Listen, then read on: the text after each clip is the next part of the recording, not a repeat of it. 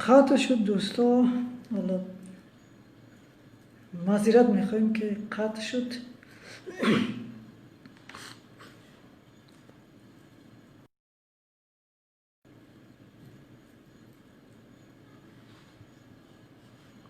با درود و میر با دوستای گرامی،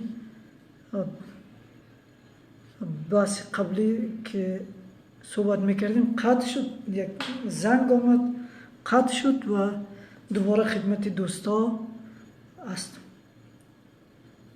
امیدوار هستم که دوستا صدا را بشنوند و بحث ادامه بدیم. درباره بحث نظریه پست مدرن یا پست مدرنیزم در ارتباط به ادبیات و زیبایی شناسی صحبت میکردیم.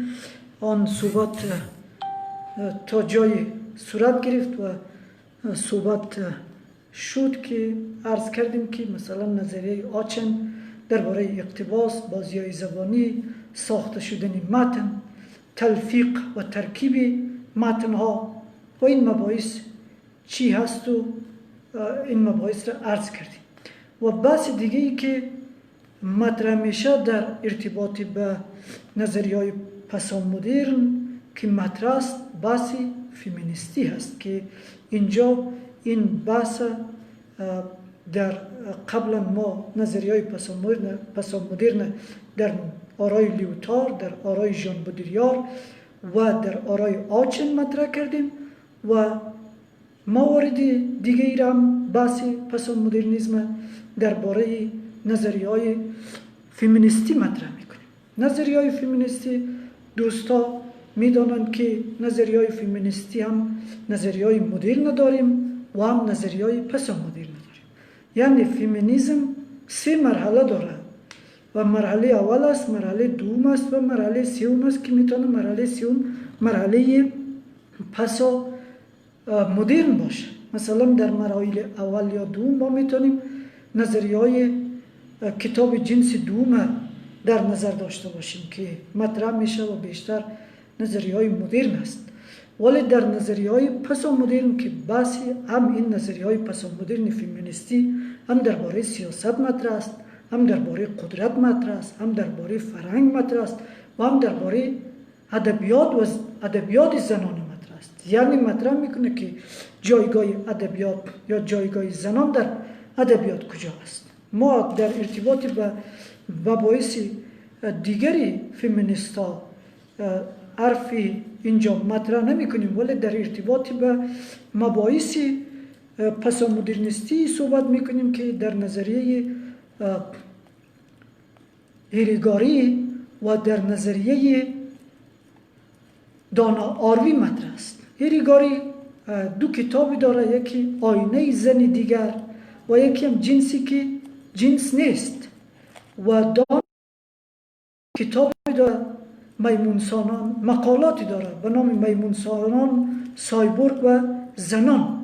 یعنی در اینجا نظریات پسامدرنیستی را درباره چی مطرح میکنه؟ درباره جنس و بدن مطرح میکنه. ما مثلا بدنی که ما در دوره پیشامدرن داریم، بدنی که در دوره مدرن داریم، بدنی که از او در دوره پسامدرن مطرح است، این معرفت ها درباره بدن متفاوت است.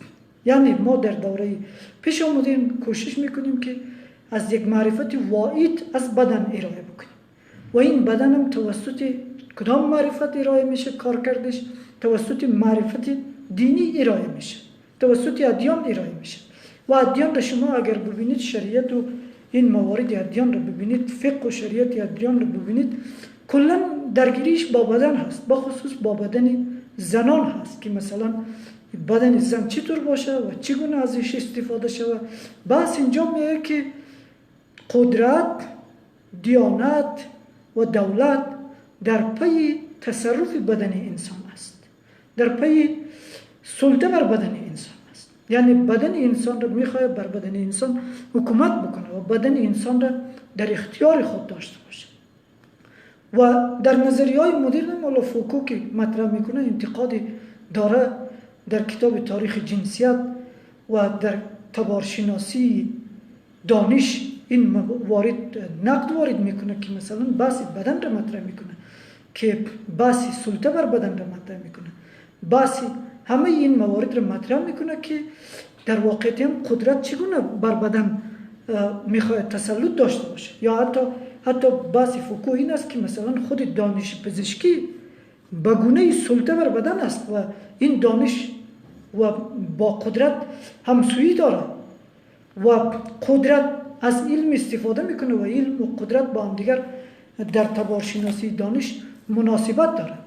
از اینجا هست که بحث بدن مطرح میشه و بحث بدن در پیش مدرن، در مدرن و در پس مدرن متفاوت است و اینجا است که نظریه های پس مدرنیستی درباره جنس و درباره بدن دیدگاه خود داره. این نظریات در کتاب جامعه شناسی بدن مطرح شده و تمام نظریه های مدرن و پس مدرن در این کتاب درباره جنس و بدن مطرح شده که دوستان می توانند در صورت علاقمند باشند کتاب جامعه شناسی بدن را مطالعه بکنند. در اونجا با بحث بدن و تصوری که از بدن وجود داشته در تاریخ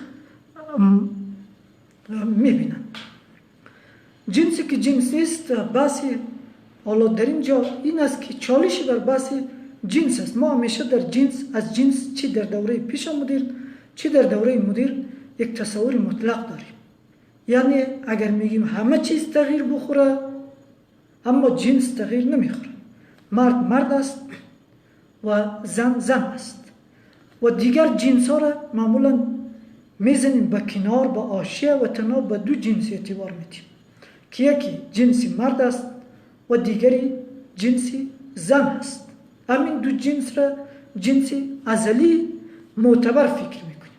اما جنس های دیگری را که مثلا حالا جنس های دیگری هم وجود داره که نه زن هست و نه مرد است، معمولا این جنس ها یا تابو دانسته شده یا سرکوب شده یا کتمان شده. ولی امروز دیگر در این نظریه های پست مدرن یا در مناسبات اجتماعی پست مدرن این جنس ها هم مطرح است و مناسبات جنسی فراتر از دو جنسی که ما تصور داریم و این دو جنس تنها بحث مناسبات جنسیش مطرح بود دیگه مورد چالش قرار گرفته که بحث خرد فرهنگ ها هم یک ارتباطش با همین مناسبات جنسی فراتر از تصوری که ما از جنس داشتیم وجود داره. اینجا است که بحث جنسی که نقد بیشتر فمینیستا به بحث جنس است. اول جنس مشخص میشه که ما مثلا جنس زن و جنس مرد و بعد نقش های جنسیتی است. جنس با نقش های جنسیتی فرق داره. نقش های جنسیتی بیشتر امر فرهنگی است، جنس بیشتر امر طبیعی است. نقش های جنسیتی مثلا مرد این کار رو بکنه، زن این کار رو بکنه. اینا نقش های جنسیتی است. ولی جنس تفاوت میکنه. وقتی که این نقش های جنسیتی مورد نقد قرار میگیره و دیگه جایگاه نقش های جنسیتی با آن صورتی که ما فکر میکنیم با آن صورت ثابت و مشخص دیگه نمیشه. باید مردم دیگه کالا بشه، مشکل نداره. حتما این نقش جنسیتی نیست که این متعلق به زن باشه. حالا مردم میتونه طفل پرورش بکنه، مشکلی نداره. حالا در نظریه های پس مدرنیستی پزشکی حالا میتونه که مردم میتونه به خود رحم بکاره یا رحم بسازه و مشکل نداره و میتونه که چیز کنه، میتونه حتی بزایه. حالا فرق زیادی نداره. یعنی این امکانات یا برای امروز یا برای چند سال بعد دیگه وجود داره. از این جهت است که بر این تصور ما از جنس و بر تصوری که ما از جنس زن داریم توسط دیدگاه های پس مدرنیستی نقد وارد میشه و این تصور ثابت و ساختاری مورد چالش قرار میگیره که لوس ایرگاری بیشتر از این نظریه را مورد انتقاد قرار میده و دانا آروی فراتر میره. بحث بدن را و بحث بدنهای متکثر تفاوت بدن را دیگه در فراتر از این نظریه های مدرن مطرح میکنه، در مناسبات اجتماعی، فرهنگی و علمی و نظری سیاسی پس مدرنیستی مطرح میکنه. در اینجا چیست؟ در اینجا این است که ما با دو جنس یا با چند جنس روبرو نیستیم، با بدن متکثر روبرو هستیم. هر بدن، ما نباید به زنها به یک قشر، به یک طبقه نگاه بکنیم.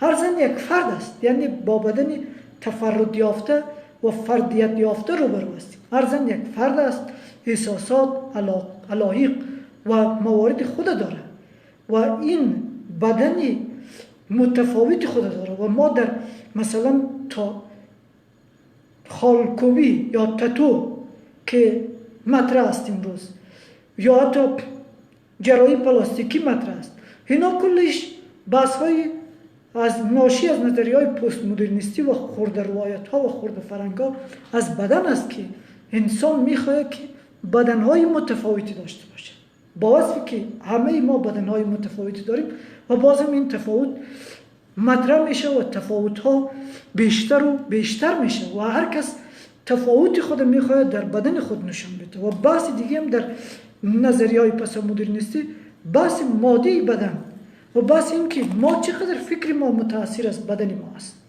و دانایی و معرفت با بدن چی ارتباطی داره. این بحث ها مطرح میشه و با وصف تر این بحث ها، با وصف بدن های متفاوت، با وصف تصور ما از کثرت بدن، دانا آروی خیلی یعنی خیلی پیشروانه بحث بدن و تفاوت بدن و تفاوت جنس را و تفاوت جنس زنان را با بحث سایبورگ مطرح میکنه، با بحثی که ما مثلا در چی ما دیگه در آینده نزدیک با جنس های متحول و پویا روبرو هستیم و این جنسی را که تصور میکنیم که مثلا این جنس زن هست یا جنس مرد است، دیگه ما با چنین جنسی مشخص و ثابتی روبرو نخواهد بودیم. عملا با جنسی پویا روبرو خواهد بودیم که دیگر بحث جنس از نظر این که زن و مرد است و هر دو جنس به عنوان نمونه‌های ازلی در نظر گرفته شود، چون این چیزی به چالش میره و با سایبورگ، با ماشین و با تکنولوژی بدن مناسبات جدیدی برقرار میکنه و بدنهای جدیدی و بدنهای متفاوتی و جنسهای، حالا اگر به صورت ثابت نگوییم، جنسها و بدنهای پویا و متفاوتی روی کار میآید که اینا هم بحث بدن و بحث جنس و بحث جنسیت در نظریه های پس مدرنیستی هست که اشاره کردم که به هر عرصه خود پس مدرنیسم فمینیستی یک عرصه گسترده است که به سیاست، به قدرت، به معرفت بشری مثلا مورد سوال قرار میده که جایگاه زنان مثلا در دین کجا است، جایگاه زنان در قدرت کجا است، جایگاه زنان در ادبیات به عنوان یک خواننده چیست و جایگاه زنان به عنوان در ادبیات به عنوان نویسنده چیست و جایگاه زنان به عنوان مصرفگری هنر و ادبیات چیست و جایگاه زنان به عنوان تولیدگری ادبیات و هنر چیست. ادبیات زنانه با ادبیات مردانه چی تفاوتی داره؟ ما به این تصور هستیم از نظر مدرن که معرفت مردانه معرفت میوری است و آنچه را که معرفت مردانه میگیم به عنوان معرفت بشری قبول میکنیم و معرفت های زنانه و زبان زنانه، شعر زنانه که از احساسات زنانه گفته شده و اینا را بیشتر جنبه خصوصی در نظر میگیریم، میگیم که این موارد خصوصی هست و این موارد نباید وارد ادبیات شود، در حالی که در نظریه‌های پس مدرنیستی فمینیستی این مورد نقد قرار میگیره و خود زبان زنانه، ادبیات زنانه، سلیقه زنانه اینا بحث‌های مطرح میکنه و بحث‌هایی است که در نظریه‌های پس مدرنیستی درباره فکر زنانه، درباره جنس و جنسیت، درباره بدن و تفاوت‌های بدن، درباره جنس پویا مطرح میشه که دوستانی که علاقمند بیشتر این مباحث باشه هم در کتابی که جنسی که جنس نیست و هم در کتاب ها و مقالات دانا آروی که دانا آروی هم زیست شناس است، هم جامعه شناس است و هم نظریه های پسامدرنیستی فیمینیستی است. این مباحث جنس و دانایی از جنس، مباحث بدن، تفاوت بدن های متکثر را مطرح کرده و اونجا دوستان میتونن این مباحث را دنبال بکنن. با بسیار معذرت میخوایم که چند بار بحث قطع شد، لایف قطع شد. ما برای اینکه فشرده بسازم در بحث نخست درباره معرفت پست مدرنیستی، نظریه های پست مدرن صحبت کردیم و بعد این معرفت را در 4 آرا که نظریه های لیوتار بود، نظریه های ژان بودریار بود، نظریه آچن بود و نظریه فیمینیست های پس مدرن مانند دانا آروی و ایریگاری بود، در این نظریه مطرح کردیم و امیدوار هستم مقدمه و بحثی شده باشه که مورد استفاده دوستان قرار گرفته باشه. و در ارتباط دوستان سوالایی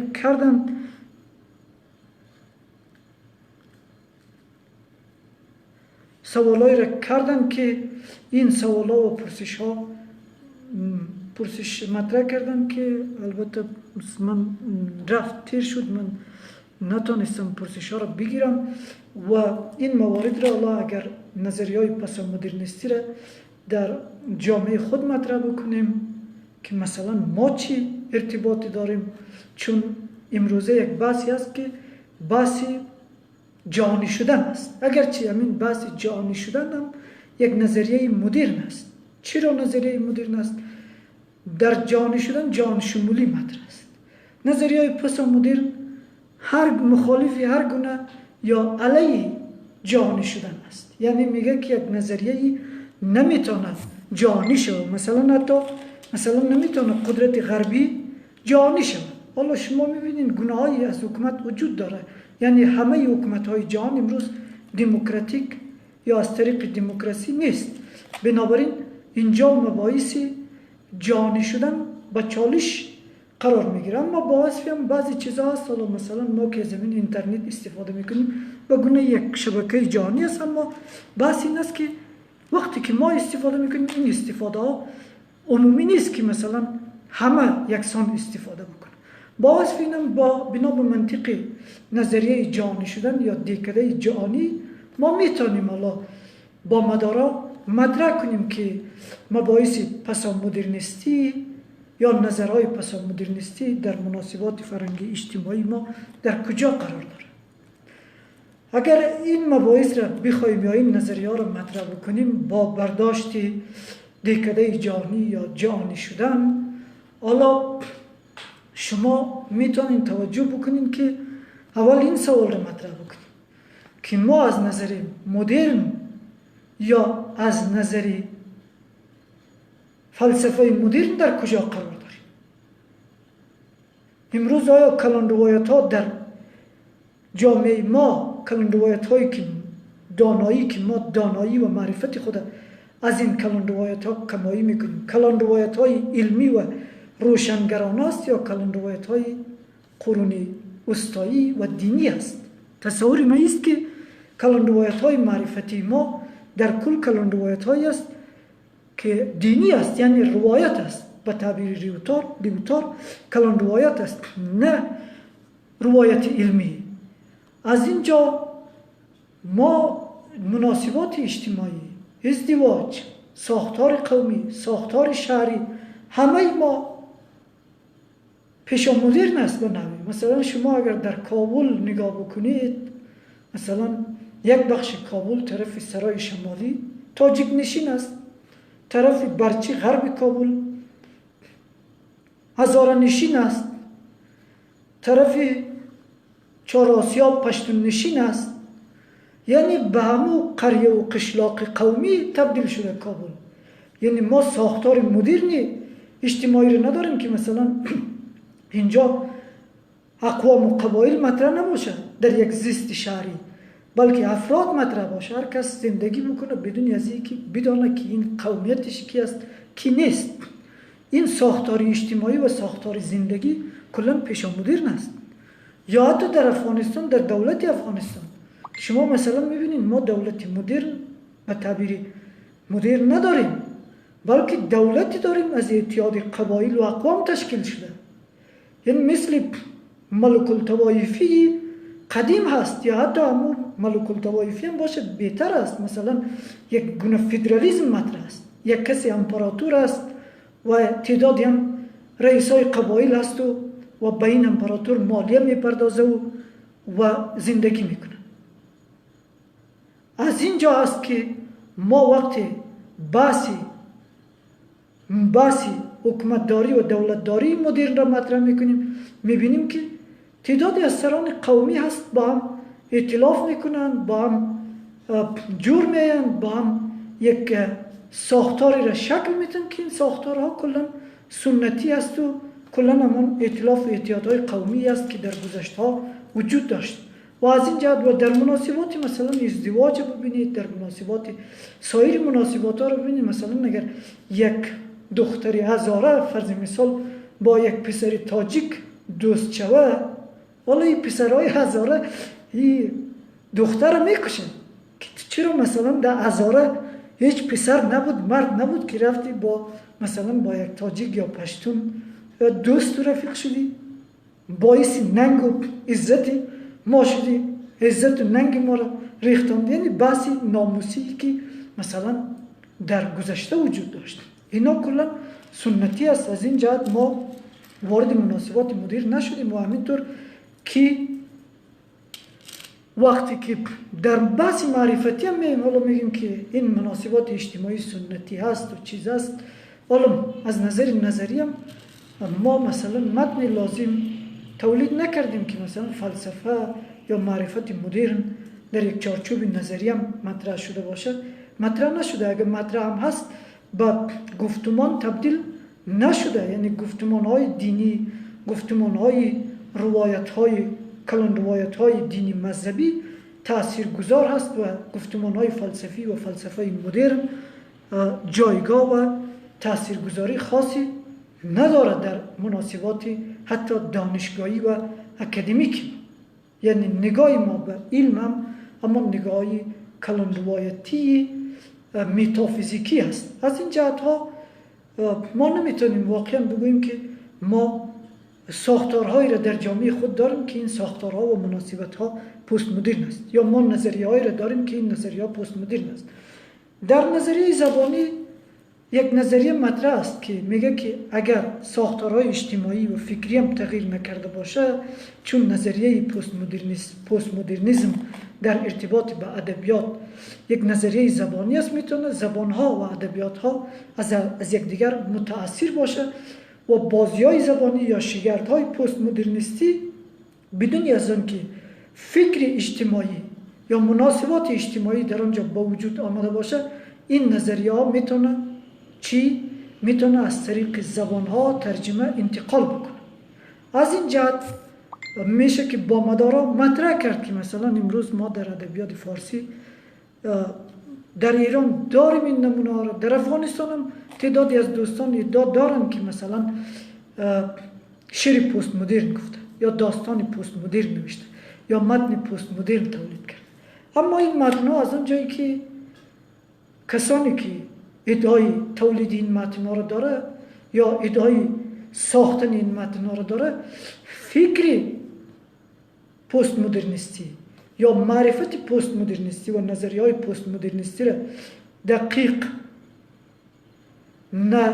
دقیق نمیدانه، بنابراین نمیتونه این شگردها را آنچنانی که لازم هست با یک چشمانداز معرفتی در ساخت ادبیات، در پرداخت ادبیات مطرح بکنه. از این جهت بیشتر تقلید است و بیشتر میتونه رونوشت و کپی برداری باشه.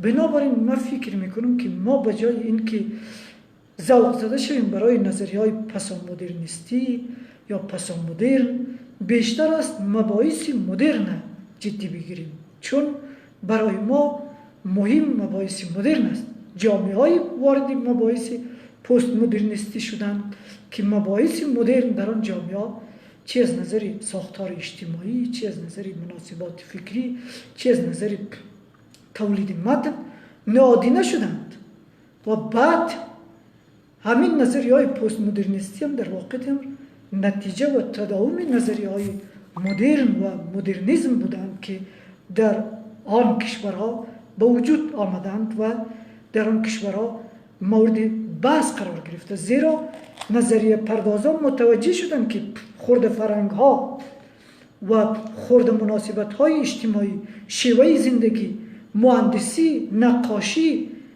تولید متن به وجود آمده که این تولید متن چی است؟ این تولید متن و این مناسبات اجتماعی دیگه با مؤلف های مدرن مطابقت نداره و برابری نداره. بنابراین برای خوانش و برای شناخت و برای بررسی این تحولات نظریه‌ای را مطرح کرده که این نظریه پست مدرنیستی است، در حالی که ما هیچ گونه تغییر و تحولی در جامعه خود نمیتونیم ببینیم. درست است که ما هم از موتری استفاده میکنیم که 2000 چند که در امریکا هم استفاده میکنیم. ما هم ممکن است از ساختمانی استفاده کنیم که امکان میکنه. مثلا رهبران ما، مثلا استاد سیاف هم از وسایل و چیزهای استفاده میکنه که مثلا ترامپ ممکن استفاده کنه. مثلا استاد محقق هم همینطور، دکتر عبدالله هم همینطور و همه از این وسایل استفاده میکنه، از این وسایل مدرن، یا حتی میتونه این وسایل بعضیشان پست مدرن باشه، یعنی ساخت و ترکیبشون. اما با استفاده از این وسایل یا آوردن این وسایل ما نه مدرن میشیم نه پست مدرن میشیم. اول باید دیدگاه و نگاه ما به جهان و به مناسبات بشری و معرفتی تغییر بکنه که بعد بتونیم مباحث مدرن و مباحث پست مدرن مطرح بکنیم. هم مباحث مدرن و هم مباحث پست مدرن در مناسبات اجتماعی، سیاسی، فرهنگی، زیبایی شناسی مطرح میشه. یعنی بدون این مناسبات در خلا نمیتونه وجود داشته باشه یا نمیتونه مطرح شه. بسیار خوشحال شدم. سلامت باشید دوستای گرامی. اگر برای اینکه بس پست مدرنیستی بود، حالا اگر قطع کنیم این رقم علیه همین بس میشه، میگه هم حرفا را خودش گفت و هیچ نظر و سوالی را هم مورد نظر قرار نداد. دوستایی که اگر سوال و ابراز نظری داشته باشه، سوال و نظر دوستا را هم میشنویم، بعد هم از خدمت دوستا میرویم.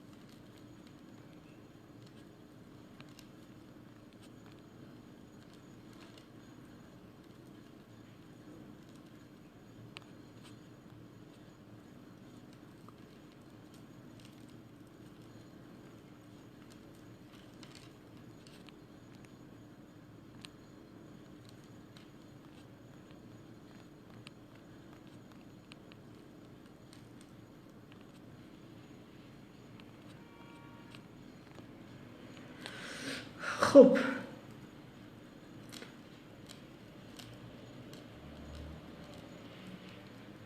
آقای جویا سوال کردن که نگاه شما نسبت به ادبیات کاربردی و تاثیر آن بر ذهنیت جامعه چیست؟ ببینید، ما یک بحث عقلانی و فلسفی داریم و یک بحث ادبی و زیبایی شناسی داریم. در ارتباط به بحث ادبی و زیبایی شناسی باید عرض بکنم که ما باید تفکیک بگذاریم بین مباحث عقلانی، فلسفی و انتقادی و مباحث زیبایی شناسی. و مهم این است که باید اول مباحث عقلانی، فلسفی و علمی تحول بکنند وقتی که مباحث عقلانی فلسفی و علمی تعامل کرد بر بحث زیبایی شناسی هم تاثیر میگذاره و زیبایی شناسی هم دچار تعامل میشه. از این جهت تعداد میبینم این روزها که میگه که ما با شعر و ادبیات مثلا ذهن جامعه را تغییر میتیم و ذهن جامعه را دچار تعامل میکنیم، در حالی که نمیدانن آنچه را که تولید میکنن از یک زیبایی شناسی سنتی متأثر است. یعنی این زیبایی شناسی سنتی نمیتونه که تأثیر بگذاره بر فکر و ذهنیت جامعه که فکر و ذهنیت جامعه را از نظر عقلانی مدرن بسازه. من در دو مقاله به این مباحث پرداختم، یکی مثلا از ادبیات فهمی، ادبیات زدگی تا ادبیات فهمی و دیگری در مقاله ابتذال شیفتگی، ابتذال شاعرانه. یعنی این موارد با شعر و شاعری و با ادبیات چه کاربردی چه غیر کاربردی، حالا بحث خود کاربردیش هم مسئله است که یعنی چی ادبیات کاربردی. با این مباحث زیبایی شناسانه نمیتونیم مباحث عقلانی را اساس گذاری بکنیم و مباحث خرد عقلانی را نادیده بسازیم. بنابراین نخست باید مباحث عقلانی، خرد عقلانی، نقد ادبی مدرن مطرح شود که زیبایی شناسی ادبی ما دچار تعامل شود. مثلا ما در زیبایی شناسی هنوز دچار همان زیبایی شناسی هستیم که مولانا از زن داره، دچار همان زیبایی شناسی هستیم که سعدی از آموزش داره. مثلا سعدی میگه که گرگزاده عاقبت گرگ شود گرچه با آدمی بزرگ شود. هر روز این یک بحث زیبایی شناسانه است. هر روز این را در هر کجا حتی در شاید در صنف درسی هم معلم بگوید که فلانی بدزاد است آدم نمیشه. چرا؟ این سعدی گفته که مثلا در گلستان گرگزاده عاقبت گرگ شود گرچه با آدمی بزرگ شود. یعنی کسی که پدرش یک خلاف کرده پسرش هم رقم پدرش خواهد بود.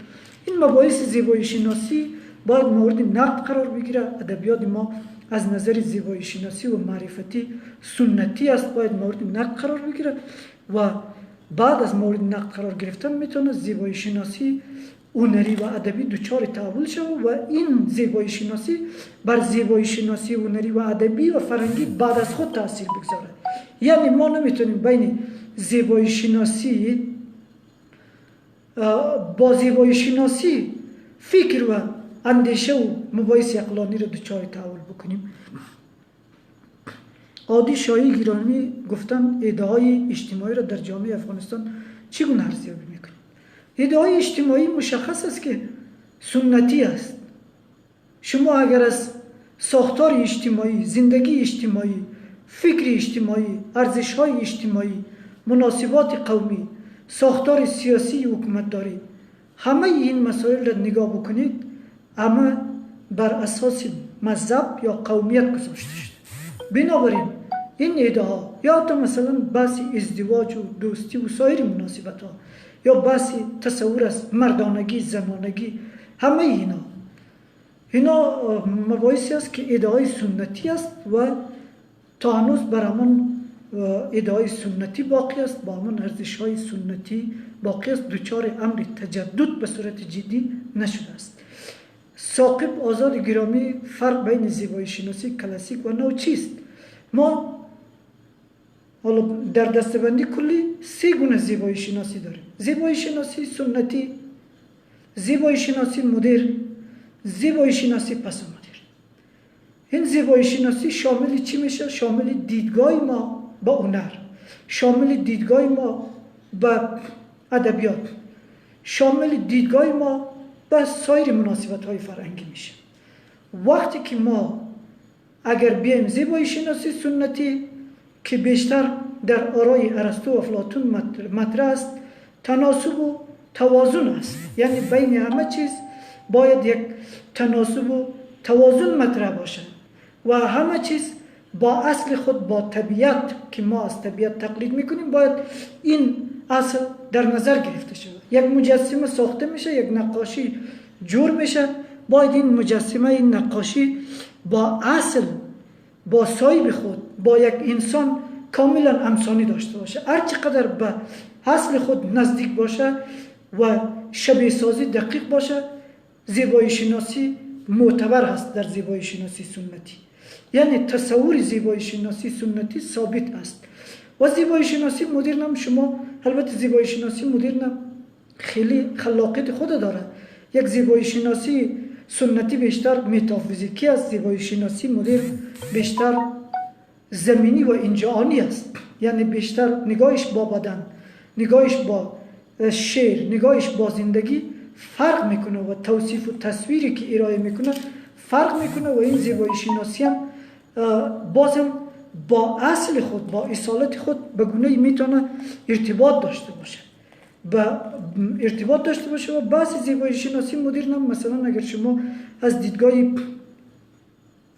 رومانتیسیزم نگاه کنید، از دیدگاه مثلا ناتورالیسم نگاه کنید، از هر مکتب فکری مدرن نگاه کنید، این زیبایی شناسی هم با هم دیگه کمی تفکیک میشه. اما در کل میوری این زیبایی شناسی مدرن انسان هست و خلاقیت های مؤلف و انسان است و بیشتر تأکیدی در زیبایی شناسی مدرن تأکیدی بر امر والا شده که چقدر میتونه یک امر زیبایی بر انسان تاثیر بگذاره، که امر والا بحثی است که توسط کانت مطرح شده. یعنی زیبایی شناسی بدون سود و زیان باید بر ما اثر بگذاره. البته این زیبایی شناسی مدرن که توسط کانت مطرح میشه توسط احساس درک شدنی است، در فلسفه یوم و در فلسفه کانت مورد نقد قرار میگیره. یعنی یوم میگه که زیبایی چیزی است که فرد از آن لذت ببره. یعنی امر زیبایی یک امر لذت فردی باید باشه، یعنی با سود و زیان ارتباط میگیره. اگر یک فرد از آن لذت نبره این چگونه میتونه زیبایی باشه؟ بنابراین بحث زیبایی و بحث تفرد هم در زیبایی شناسی مدرن مطرح میشه. اما در زیبایی شناسی پس مدرنیسم دیگر رابطه بین یک نقاشی و با اصل نقاشی وجود نداره. هر چقدر این رابطه دور باشه، اصلا همون بحث لیوتار هست، وانموده است. دیگه ما نمیگیم که این نقاشی عکس چی است، تو نقشی چی را کشیدی. در طبیعت چنین چیزی وجود داره که شما نقشی آن چیز کشیده باشید؟ نه، بیشتر برساخته است، ساخته شده، خلاق است، ترکیب شده. مثلا دیگه وقتی کسی که بدن خود تتو و خالکوبی میکنه، شما وقتی نگاه میکنید ترکیبی از نقش ها هست که در طبیعت وجود نداره. و اینجا بحث چی؟ تفاوت و کثرت مطرح است. یعنی انسجامی که در زیبایی شناسی مدرن وجود داره، کلیت گشتالتی که در زیبایی شناسی مدرن وجود داره، کلیت مفهومی ایگلی که میتونه در زیبایی شناسی مدرن وجود داشته باشه، انسانگرایی یا اومانیسمی که در زیبایی شناسی مدرن وجود داشته باشه، در زیبایی شناسی پس مدرن میتونه وجود نداشته باشه.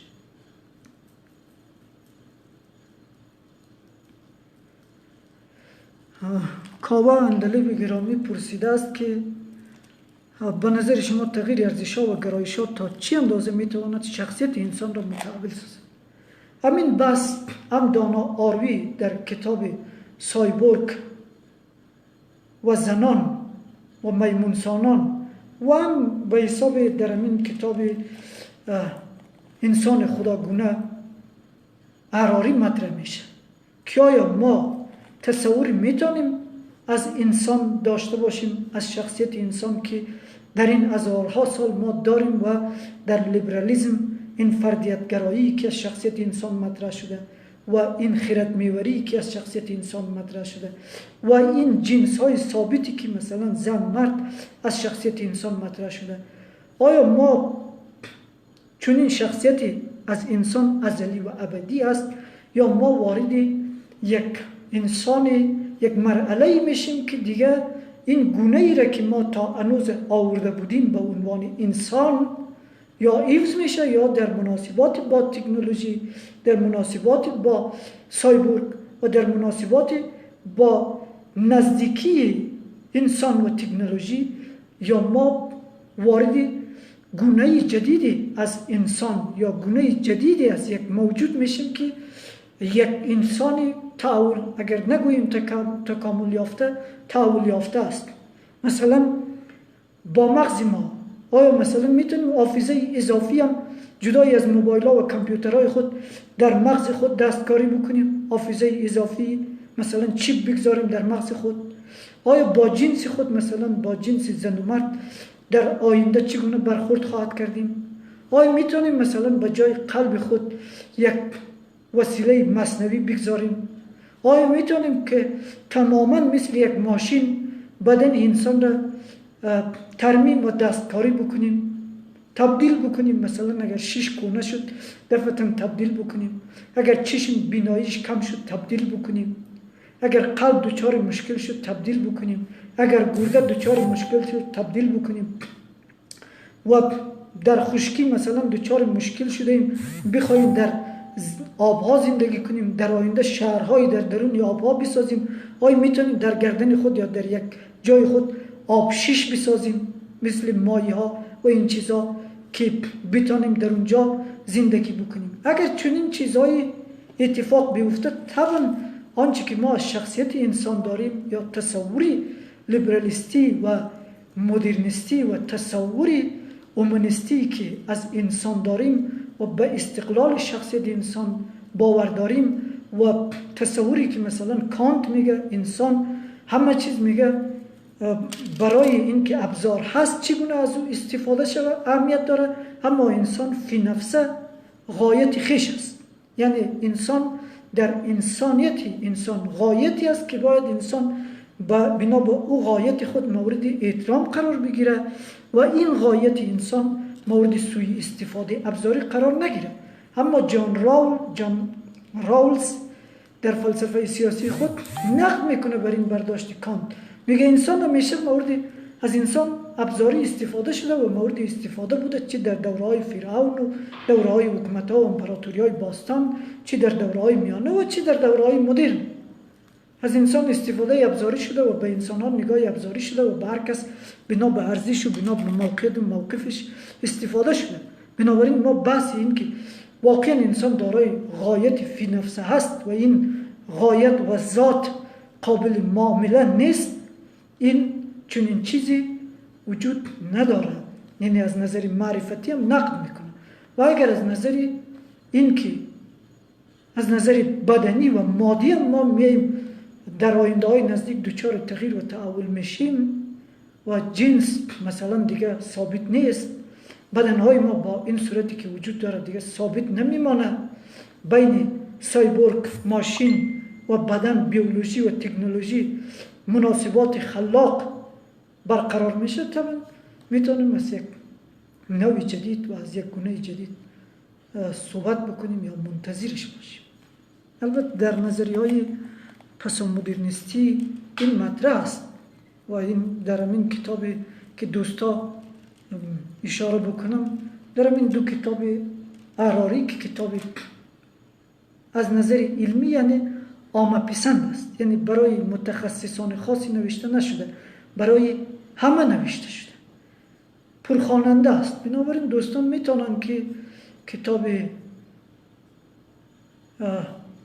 دو کتاب اراری که یکیش انسان خداگونه هست و این دو کتاب بخونه و در همین کتاب انسان خداگونه از این مباحث اومانیستی و تصوری ما که از شخصیت اومانیستی و لیبرالیستی داریم تا تصوری که در نظریه های معاصر و پست مدرن میتونه مطرح باشه از انسان، اینا رو مورد بررسی قرار داده. من از این کتاب از همین دو کتاب استفاده خوب کردم، یعنی تصور و درک خوبی از معرفت های جهانی و از معرفت های بشری پیدا کردم. اگرچه قبلا در نظریات دیگه فیلسوفان خوانده بودم، ولی در این دو کتاب که به زبان ساده تر نوشته شده بود و بیشتر قابل استفاده.